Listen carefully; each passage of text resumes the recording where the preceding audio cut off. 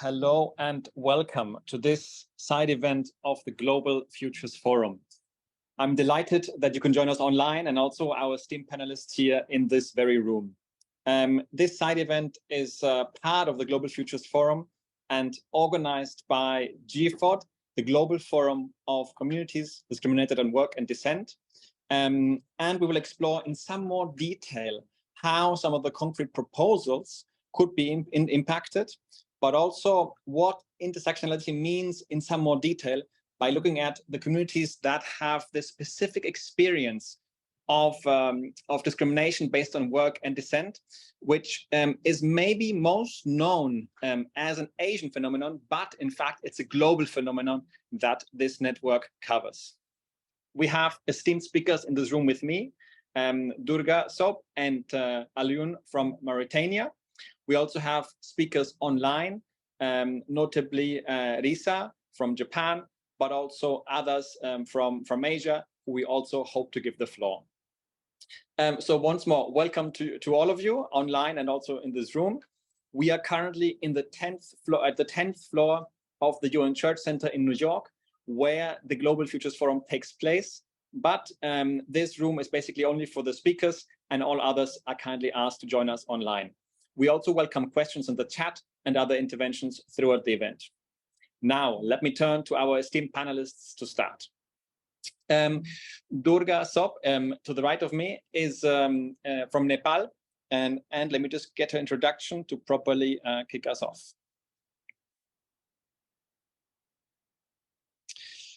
She is not only the chair of the Asia Dalit Rights Forum, ADRF. She's also a Nepalese human rights activist, feminist, and identifies as a Dalit. She's founder of the feminist Dalit organization FEDO in Nepal. And also Durga is a lifelong advocate for the rights of Dalit women and serves as president of her organization. She has so much to tell, and she has been in this fight for decades. But the novelty maybe is to now bring this at the global level to link with other communities as part of GFOD. And Durga, to maybe introduce us a little bit to this concept of CDWD, and also to kick us off right into it, what are some of the demands that we can find and articulate? Thank you so much. I'm Durga.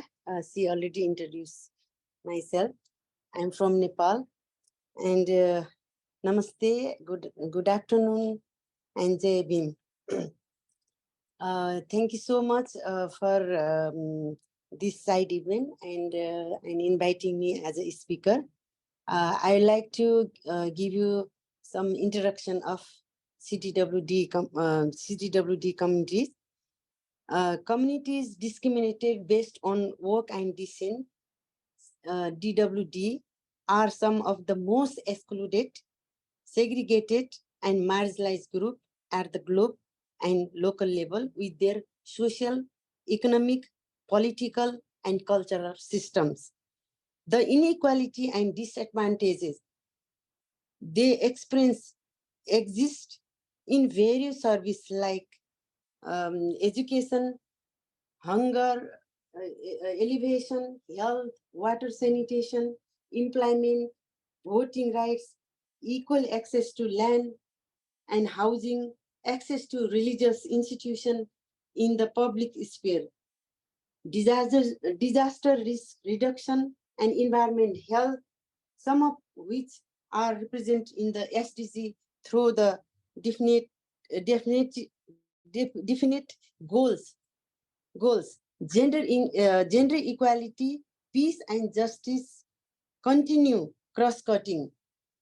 Significant determinants which must be addressed mitigate inequality within the countries. The caste system in Asia is the most commonly known example of decent work and decent and work-based discrimination globally. Dalit, formerly known as untouchable and impure, are the largest community discriminated work and dissent. In Africa, Latin America, Europe, the phenomenon of dissent and work-based discrimination is also common in force through complex cultural belief and behavior systems. The Hariten in Africa, the Roman people in Europe, the Burakumin in Japan, and Quilombolas in Brazil are still are a small section of various groups who experience oppression through the discrimination on work and dissent. In addition, sexual violence, gender-based discrimination, gender-based violence, and the enslavement of women and girls are girls and control of their reproductive right is a common enforcement mechanism of the imposed social order for all. We will hear from a number of speakers today. I would like to share some of the demand we have as collectively with you, which we would like to take action. First, one, to give legal recognition to the discrimination on the basis of work and dissent and recognize of the right and entitlement as well as protect mechanism to ensure their rights. Two, to evolve a common human rights framework with strategies to end the untouchability, traditional forms of slavery, modern forms of slavery and discrimination based on work and dissent. Third, to give due recognition to the rights of growing population of the CDWD affected children and youth. Plan especially design a development project that are relevant to their needs today, and accordingly allocated a special budget and ensure their effective participation in the implementation and review process. Fourth, to statutorily mandate reservation in employment, procurement, and services in both private and public sector. Fifth, to establish legal mechanism with follow-up measure in all countries with a view to monitor the caste and gender-based atrocity committed against women and girls of CDWD communities. Six, to evolve a common legal policy framework with strategic project and ensure the rights of community discriminated work and dissent. Seven, to ensure the equal rights to political participation for the affected community, including the rights to participate in policy making and in public election, the rights to equal opportunity, to run and to be elected to public office, and the rights to govern with independence and freedoms. 8, to ensure climate justice and accordingly safeguards the rights of CDWD who are the most vulnerable people in facing the disastrous effect of climate change, and therefore to protect them equitably and fairly from the inclusion during the humanitarian crisis, and ensure that special mechanisms are in place to address these forms of discrimination. 9, to establish effective and inclusive monitoring mechanism for the reviewing the implementation of the law and policies, budget and scheme where they are in place, with strict panelists for non-compliance, negligence, and dereliction of the duty, Thank you so much for listening us. Thank you so much. Thank you very much, Durga, for this powerful list of demands that we can clearly articulate already at this point. But also let's maybe take a step back and look at which are the communities that are discriminated based on work and descent in the different continents. And also here a little bit to understand, because some people might not be familiar with the concept of communities discriminated in work and descent. So we will next hear from Alouine from Mauritania, but also part of the African diaspora here.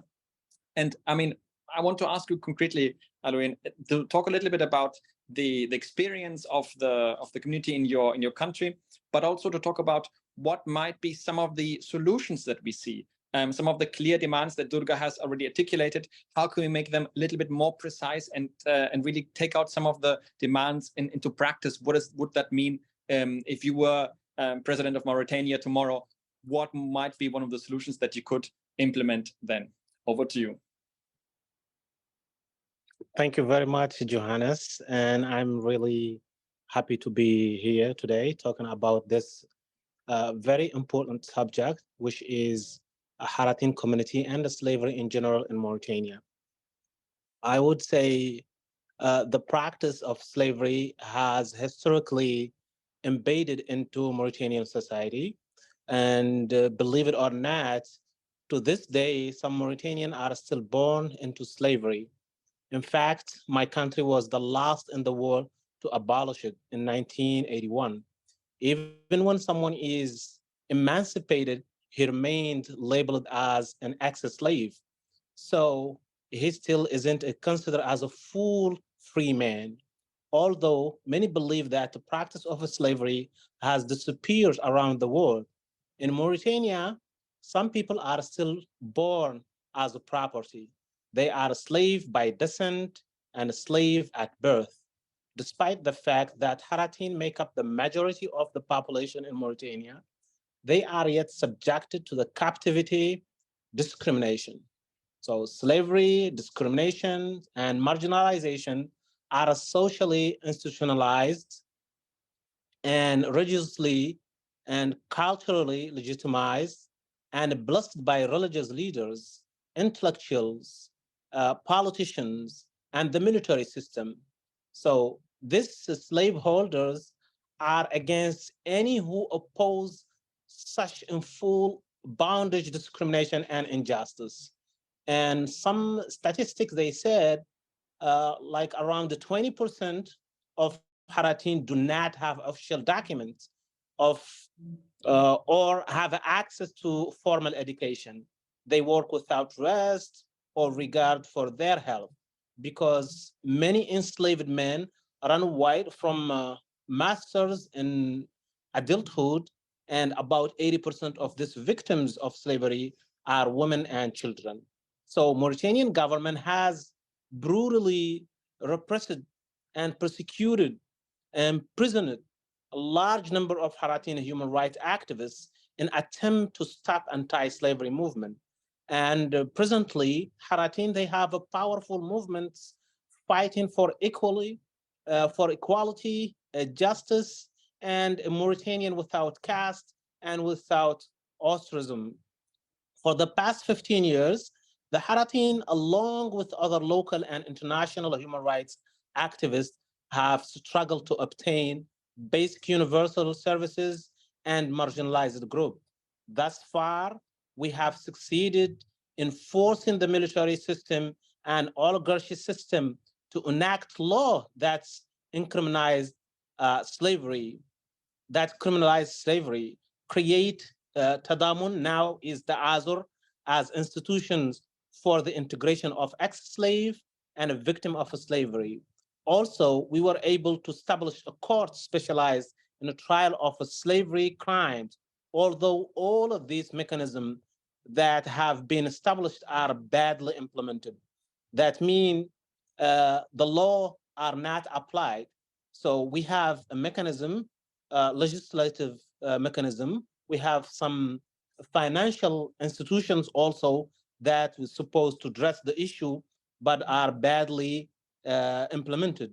Last but not least, I really appreciate the G4 Global Forum for creating the CDWD, Community Discrimination Based on Work and Dissent, as a space that allowed many of the muted voices across the world to be heard.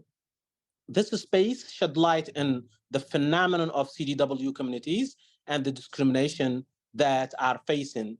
Last, I would like just to highlight the recommendations. In my point of view, I think if we focus in education in terms of giving scholarship to the youth Haratin, as many of some of Haratin NGOs like Sahel Foundation under the leader of Ibrahim, he focusing in education. If we focus in education, in 10 to 20 years, Haratin will be out of that, and we will be able also to close that gaps. So thank you very much, and I'm open for the questions. Thank you very much, Alwin. Thank you for your detailed and also clear recommendations about the solutions. Next, I want to see if we can go online to Risa. Risa Kumamoto, I saw that you are online. Feel free to unmute yourself and also activate your camera. And I hope the moderator can also spotlight you, that we can all see you. And while you do that, just to a little bit contextualize this, we now heard from Asia and also from Africa, the different kinds of social hierarchical stratification that is enforced often through means of violence, but it's also a cultural norm that is adhered to. And education was meant to, was mentioned by Alwin as one of the solutions. And I want to kind of give this question to Risa. First of all, to explain a little bit the very interesting community of Buraku in Japan. There we can see you. And because it's a very, when I first asked her to intervene, she said in Japan we have, I think 30 course, 30 lessons of 2 hours each to understand the issue of Buraku in Japan. And I'm sorry, we don't have that time, but yeah, maybe just give us a small insight into what it means in Japan to come from this community, and also to explain a little bit the concept that we see. To maybe introduce you also briefly, Risa Kumamoto is from Japan. She was a researcher at the Kindai University and a human rights researcher since 2002. She has earned her PhD from the University of Osaka, and her research has focused on the Buraku and also the liberation of women in general, but also the liberation of women of the Burakumin community. I won't say too much about her. There's so much more to say in terms of research and academic achievements, but Risa, the floor is yours. はい、おはようございます。こんにちは、こんばんは。My name is Risa Kumamoto from Japan. I myself from Buraku community. Buraku, B-U-R-A-K-U. Oh, firstly, thank you very much for having me. Buraku, B-U-R-A-K-U. Buraku discrimination dates back more than 1,000 years. People began to fear and discriminate against those whose work involved disasters, diseases, bodily injuries, death, and crime. The status of the discriminated people was later fixed during the feudal society. 100 years ago, this status system was abolished, and Burakumin may have equal rights and freedom. In addition, Burakumin established the largest Buraku liberation movement 100 years ago. However, why do discrimination and inequality still exist against Burakumin today, despite the institutional status system being banned and the Constitution guaranteeing equal rights and freedoms for all? First, there is no law in Japan prohibiting discrimination. In addition, there is no National Human Rights Commission to discuss discrimination. No surveys have been conducted on the actual conditions of minorities or discrimination by the government.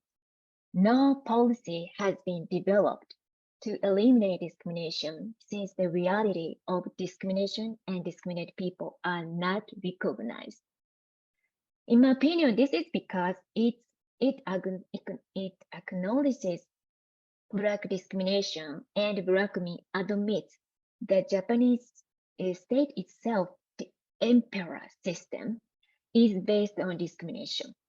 In order to make invisible the history and reality of a country founded on discrimination and exclusion against minorities with the emperor system as its symbolic ruler, they wish to make Black discrimination invisible. In modern Japan, social policies have been based on a philosophy of diligence, savings, and self-responsibility, a system in which social contradictions and risks are transferred to individuals and families. It is based on the ideology of family and eugenics, with the emperor at the top of the hierarchy. The ideology of social policy has resulted in social division and reverse discrimination.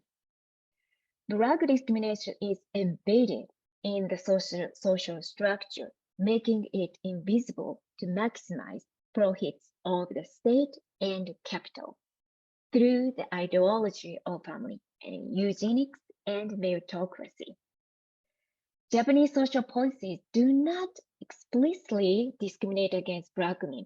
However, social policies based on the ideology of family and eugenics violate their human rights, equality, and dignity. The structure of Japanese society is established by discriminating against Black women. Black women are excluded from a discriminatory educational system based on academic ability and achievement.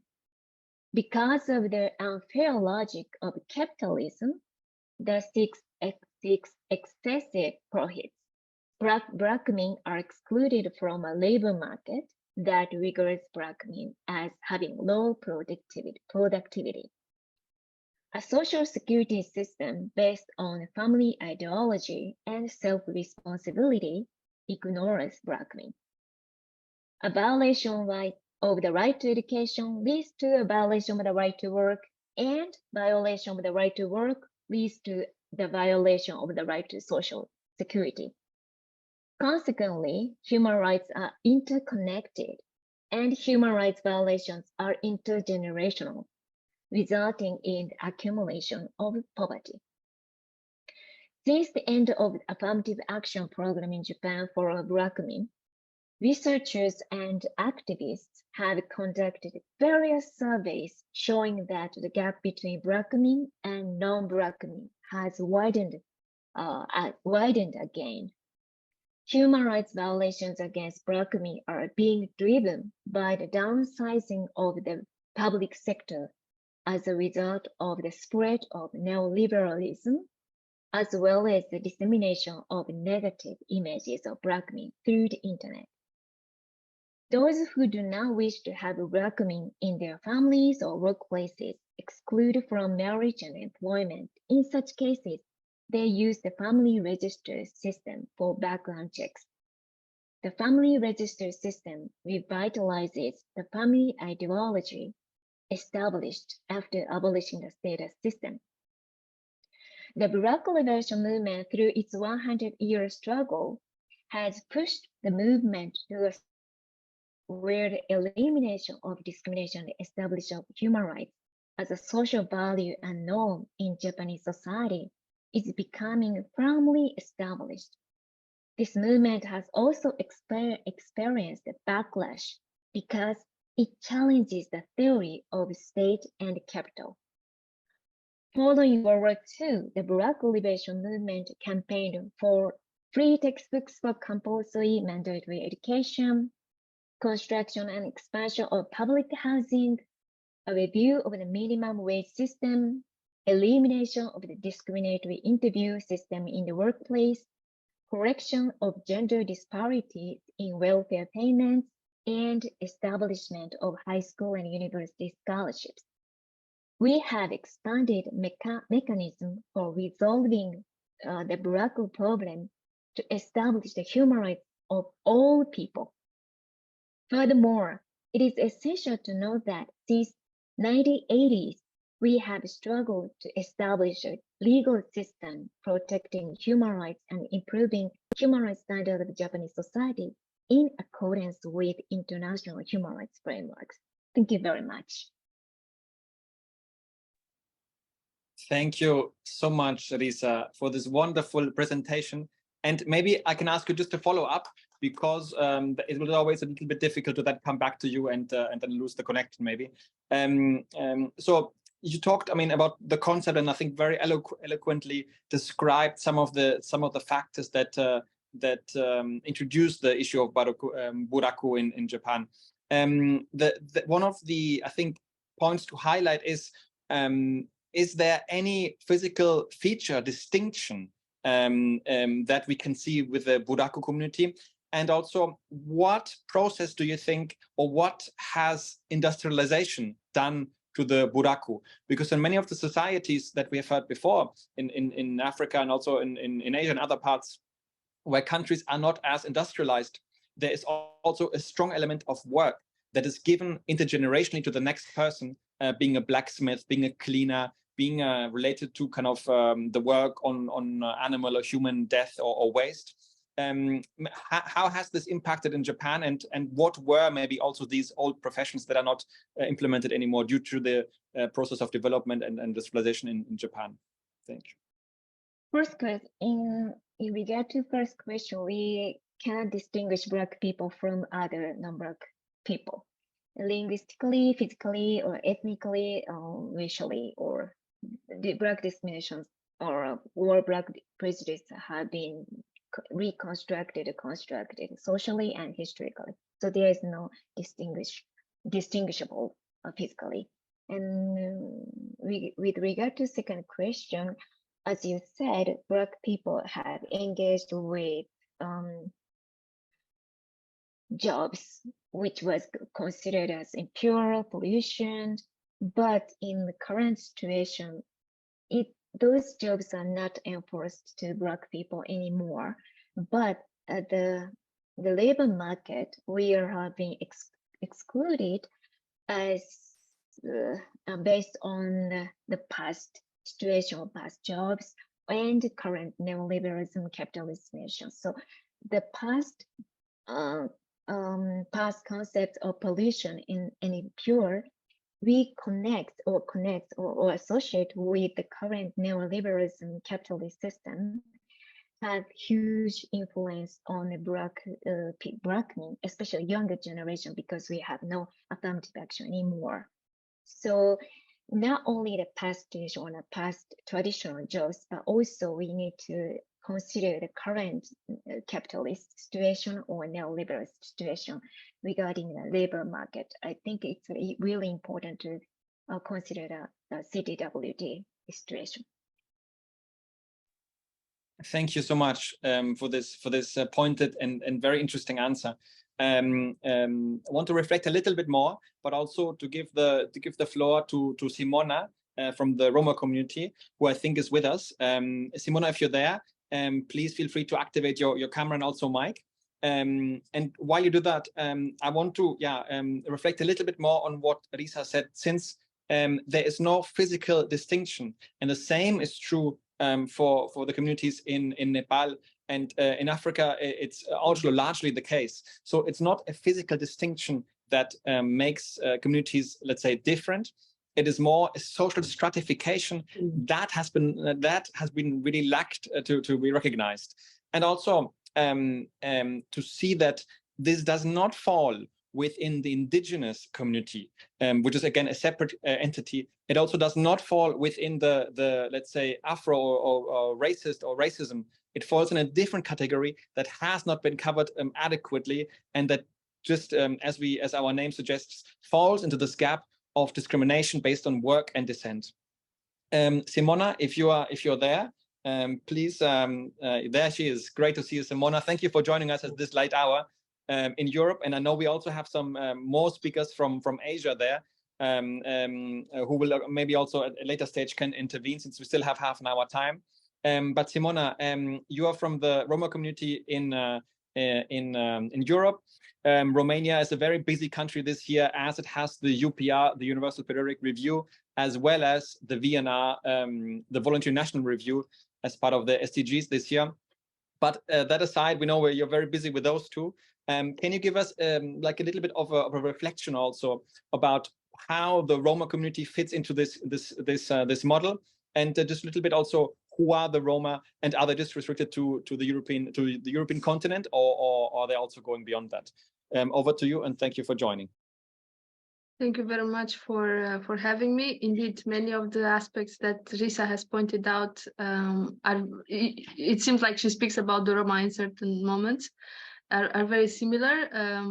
So Roma are an ancient European population coming from the northern India. There are some proofs, linguistic proofs that show that we have ancestry there, and this brought some sort of different perception in the European mindset to say so about who are the Roma, because the Roma were not seen as the white Europeans.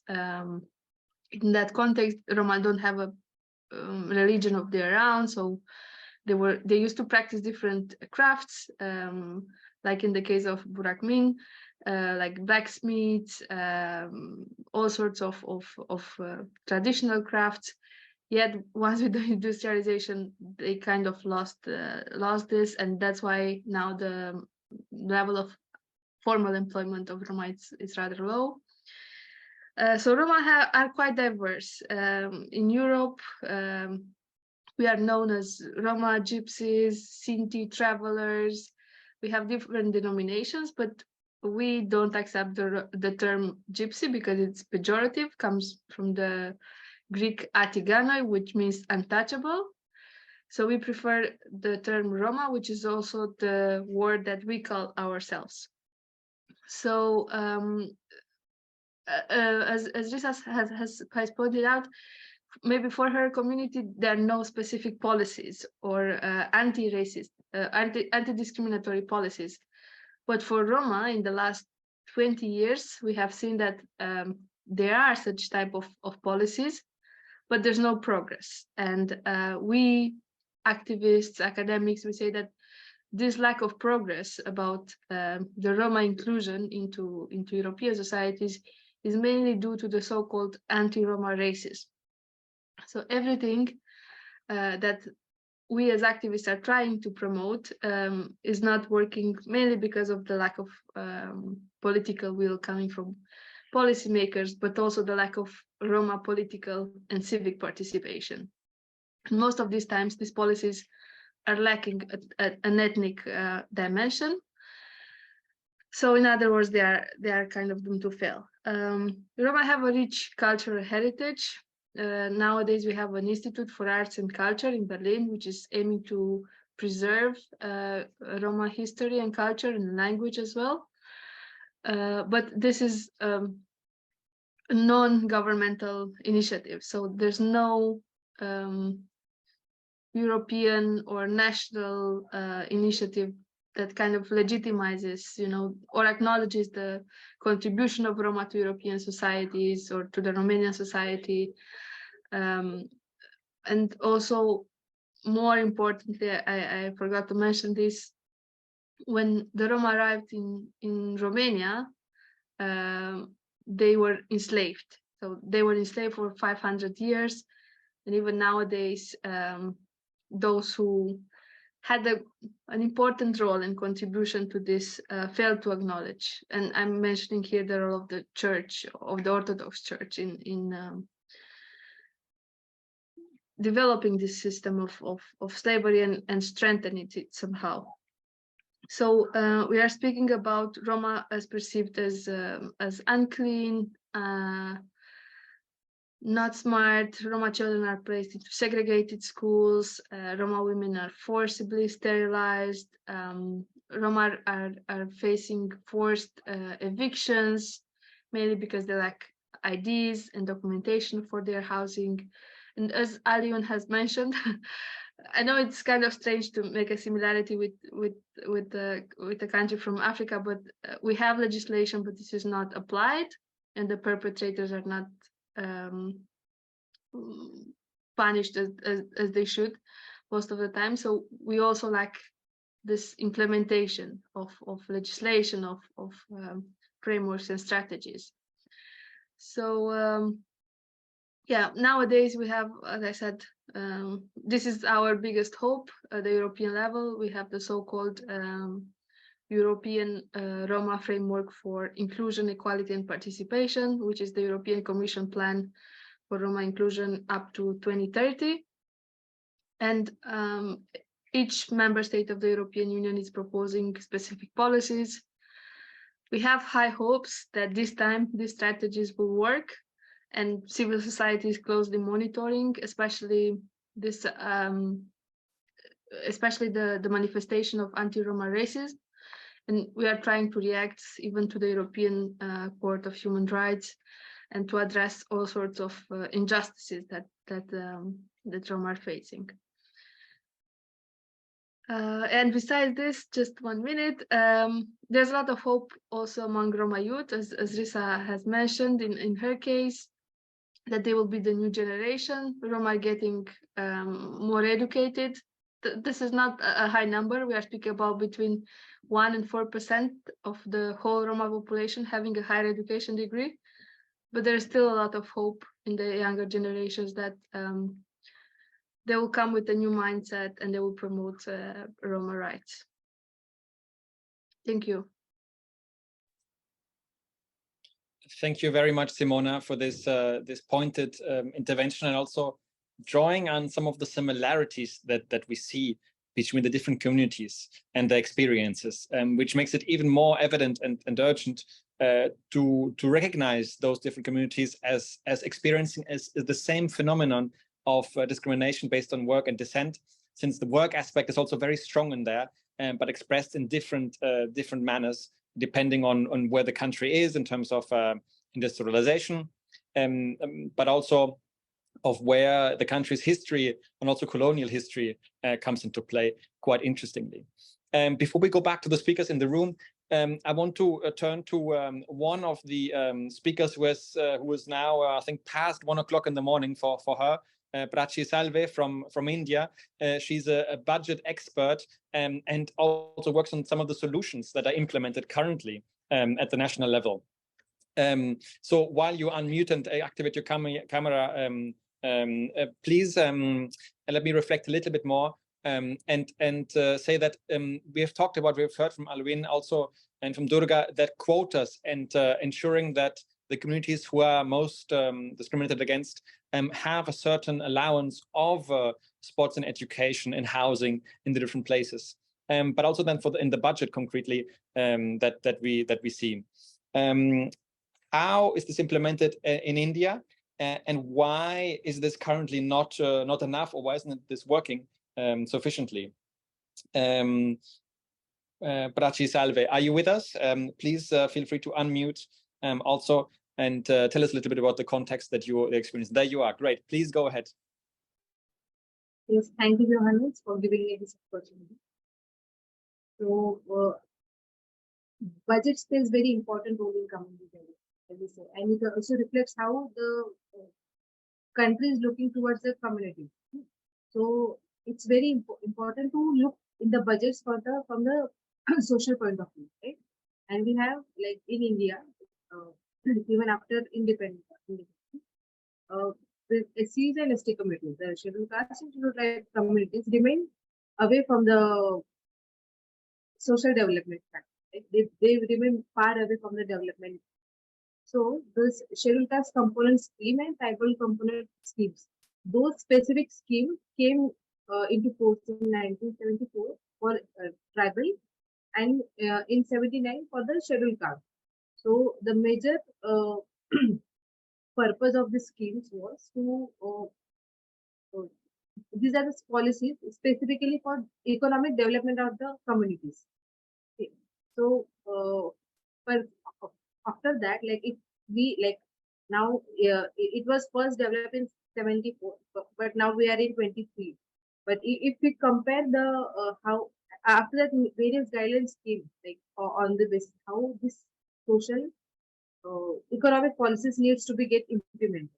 The major factor is that money should be allocated as per the population of the community. But if we see, the implementation is very poor in India, because the money is not allocated as per the guidelines mentioned in the as per the guidelines. So, and the major there, if we further analyze those schemes, there are targeted scheme and non-targeted scheme. So, if we have streamlined targeted scheme which are help for economic development of an individual, and there are schemes which but there are very few schemes which are targeted, and there are more schemes which are non-targeted. So here we can see the major difference, like the money is allocated but it is not targeted. So whatever the money is there, it is not getting utilized for the economic development of these communities. So this is the main fact we observe, and it is ongoing from many years. The same phenomena we can see while budgetary allocation. And so if we focus more on CDWD community, like Dalits are more of the occupation is different. Like Dalits are more into labor. Devdasi system is there. Practices are there. Manual scavenging practices there, and atrocities are more. Right? So for such major costs, the budget should be allocated. But if we see, the budgetary provisions are not made for those purposes. So the strengthening is not happening with this economic schemes as it is, but the implementation, if we say, it is very poorly implemented.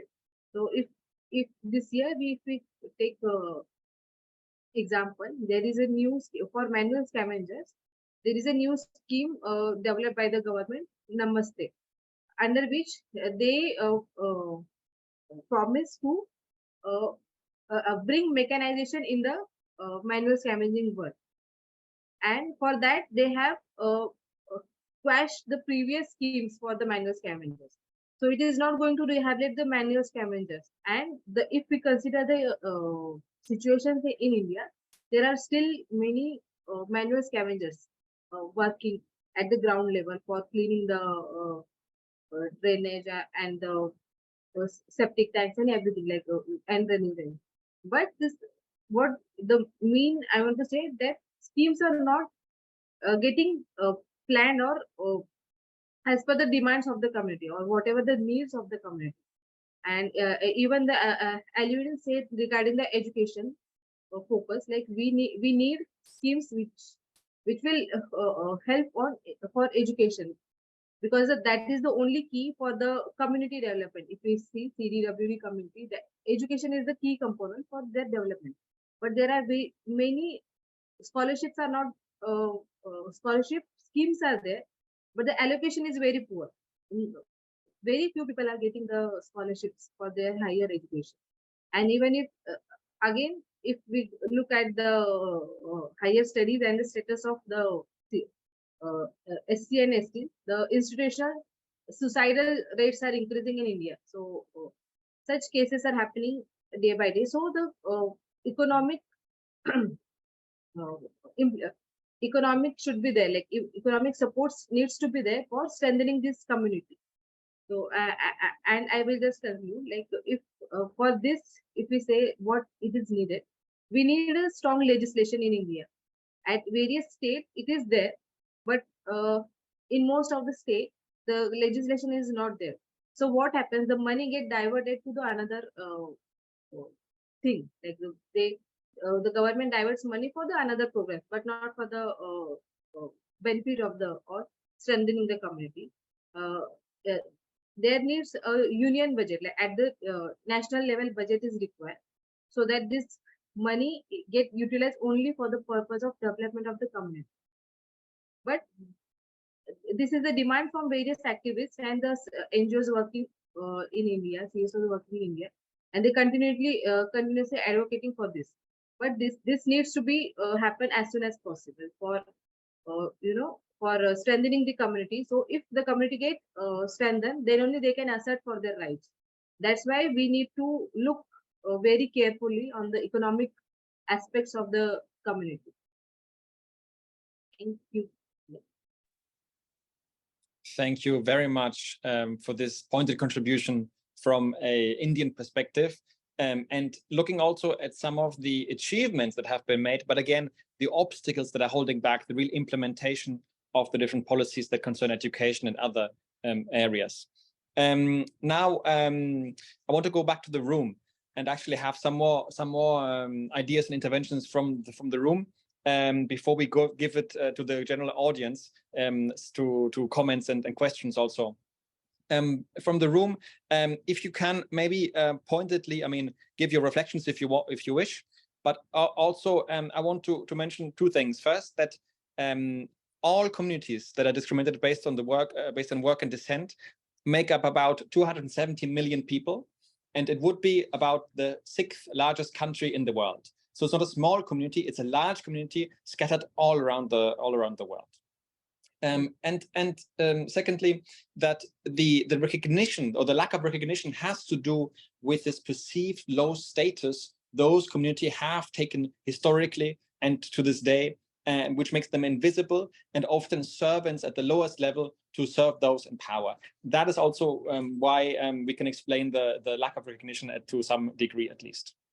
Now, concretely, as part of the Global Futures Forum, we have also one track that talks about human rights and participation and the human rights, let's say, mechanisms. One proposal I think that we can already summarize is that we need to map the communities and recognize them by the government. But recognition alone is not enough. It doesn't solve the problem. Recognition might be the first step.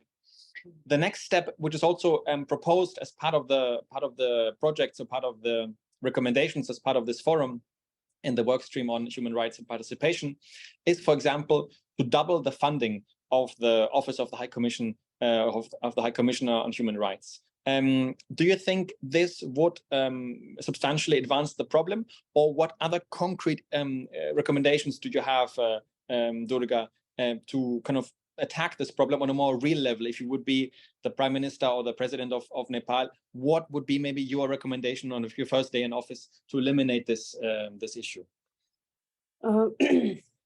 Yeah, you already mentioned about the recognition of the people who are mostly marginalized and vulnerable in the name of different discrimination and exclusion. If you go to my country, and we have a very fantastic and very progressive constitution in our country, and we have very good laws and and act to address the issue of Dalit and other marginalized people. The problem is that it has not been properly implementation. It's a challenge, and the problem is that the implementation in practice. If it has not been implementation in practice, it is just the law in the paper. It's just law in the constitution. The one of the things. And another biggest challenge, what I have seen that I think everybody agreed on it. You have a good system in the country. You have a constitution. You have the law and act. But if you have a deep-rooted mindset, attitude or mindset things, and it cannot be the change. Who are in the power, those people who are in the power, if they have a mindset attitude, and it cannot be the implement, or it cannot be any change. So that's why how we can change the mindset attitude of those people who are in the power. That is the one things we have. So this is the one of the area we have to work on it. And another things we have been demanding, and we have shouting, we have raising our voice in international arena, especially in the UN level. But still our issues, our agenda has not been recognized. And this is the most important. If it is not officially recognized in UN level, and then the resources cannot allocate it for the Dalit and other marginalized people. So that is the one of the strong, demand or strong, action to allocate the budget resources for the marginalized people, and another is the recognition of their issue. And that is the another things, because we are fighting for our identity, our dignity. So UN should listen our voice and our issues. That I would like to say. Thank you. Thank you so much. Alwin, over to you.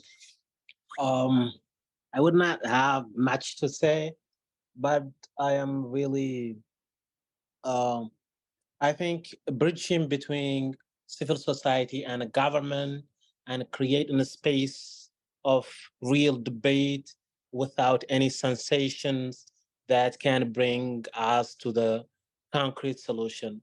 Also, the advocacy that the regional and local and international NGOs are, doing, that also will help to solve, I don't say 100%, but I can say 80 to 70%. So with the time, there is always a light at the end of a tunnel, and we hope that one day we will achieve it. In terms of money, nothing can be done without really allocating money and fundraising and be more specific about those stuff. If we talk about education, what type of education, what we are talking about? We are talking about the high education, but for who? Youth or girls? I think girls and women should be the crucial and the motor of our target. If we target the girls and women, we will arrive. Thank you very much. Thank you very much, Alwin. I want also now to look at the floor. If there are questions, please raise your hand and ready your intervention. While you do that, just to one specific point is gender-based violence has been shown to be used as a controlling mechanism to keep the perceived lower caste people also in their place. And that is a very severe form of discrimination that particularly affects women and girls.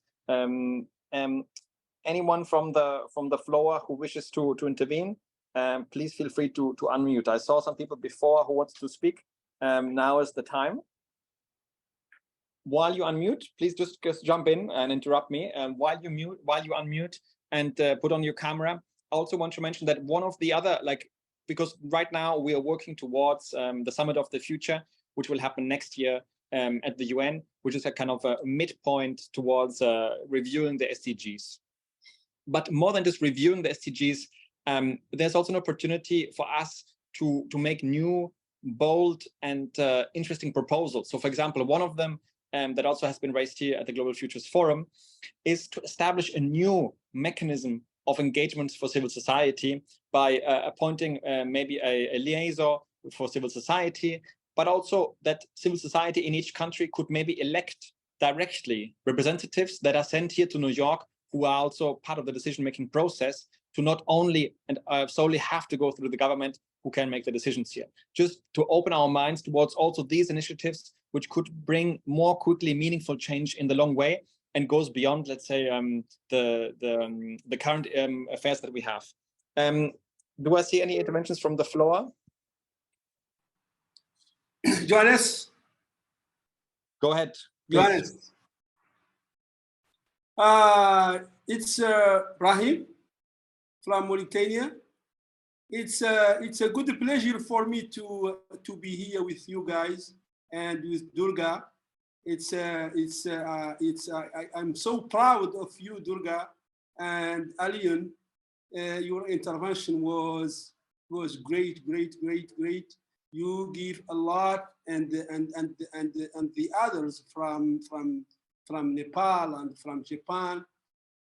And I would just say that this work that you are doing is very important, because now we have to do our best to be everywhere where there is meetings in the UN, in New York, in Geneva, everywhere. We have to be there, and we have to tell people about the community DWD in Africa, in Brazil, in Japan, the Dalit people, the Roma people. We are the same. We have the same struggle, and we have to join our hands and work everywhere. Like Alioune said, education is the most important means for our struggle. Fighting against slavery, for example, in Mauritania, the problem of slavery is ignorance. Is because people is not educated. If we help people, and the focus, like Alioune said, the focus should be on girls and women, because the problem is there.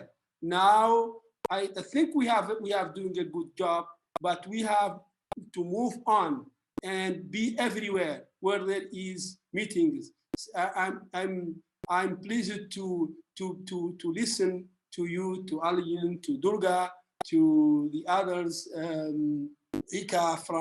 Rita, and Torokol. Thank you so much. Lisa, excuse me. Thank you so much, Brahim, for your intervention. We have 3 minutes left. I want to give it to the floor again. Any other interventions from the floor? Please feel free to jump in now. In the mean, yeah. Hello, is there someone? Please go ahead. Yes, this is Halimatu from the Gambia. Please go ahead, Halimatu. Ma'am, Durga, it's Durga, right?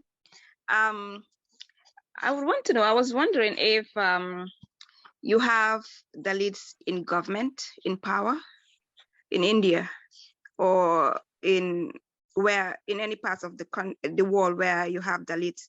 Do you have them in power, in positions whereby they can support the advocacy? Thank you.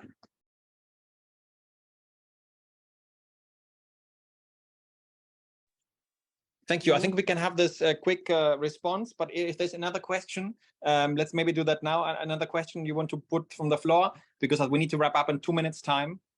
So please, any other questions? Otherwise, this will be the concluding and last answer that we can have as part of this event. Thank you so much. Yeah, that is one of the biggest challenges we have been facing. The power sharing is the most important. But in Nepal, we have a federal democratic republic country, but representation of the Dalit in the parliament and government is like almost almost nil. And so we are so it's a very big challenge and problem we have been facing, because why government not the power sharing is the most important. But recently we had a election, only one Dalit candidate elected in the election out of 275 seats. So that is you can imagine the representation of the Dalit in the power or government or parliament is a very, very, very low. So that is also one of the issues we have been fighting in our country. Thank you so much, Durga, for your really interesting answer and responses. We concluded here now, since we have this space will be used for the next side event that is happening now. Thank you to all the speakers in the room as well as online. This discussion has been very fruitful, and yeah, I think shows some of the gaps that the SDG, but also the human rights framework in general has, and gives us some more ideas to work on reform, to recognize CDWD, but also to work for general UN reform. And over to the organizers, thank you very much and have a very good night and very good evening and very good day. Bye-bye. Thank you. I would like to thank Johannes, the Global Forum of Communities Discriminated on Work and Dissent, as well as all the speakers for this powerful session.